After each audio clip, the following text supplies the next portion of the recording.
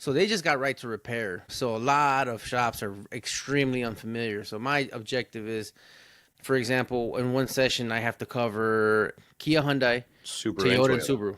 Yeah. Yeah. And in my other class, I'm covering GM, Ford, Mazda. I have a couple of surprises for the Australian crowd that I'm hoping to implement when I get back. A couple of different techniques that I wanted to share, and just honestly, just the familiarity of programming, and just like the fear of it, right? Because honestly, like when I start my class, one of the biggest key points that I make is, why do you want to get into programming? And then I go out and I say my reasons why you should, right? And then, but I'll ask them like, hey, so why do you want to get into programming? Oh, because we're tired of calling somebody because they're super busy. We don't have enough space to wait on somebody to come out. We don't have anybody. We have to tow it. We have to set up an appointment for a remote expert.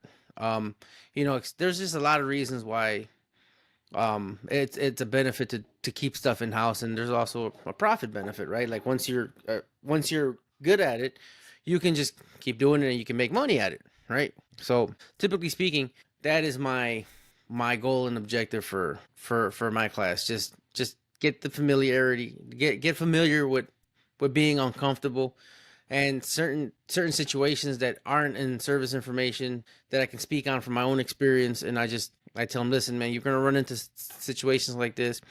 This is what I've done. This is what can get you out of a jam. And typically speaking, if you sit in my class, my manual will pretty much show you step by step how to install whatever program for whatever make we're working on, and subsequently a programming event. If I can add something there, I actually Yeah. flew out and spent time with Tommy, show you how to stay on track and how to keep up with the things you don't know, so Yeah. you don't make mistakes, and that level of uncertainty goes away. I'm truly excited to. I've been working really hard to just make this a great class with solid information for the Australian automotive community.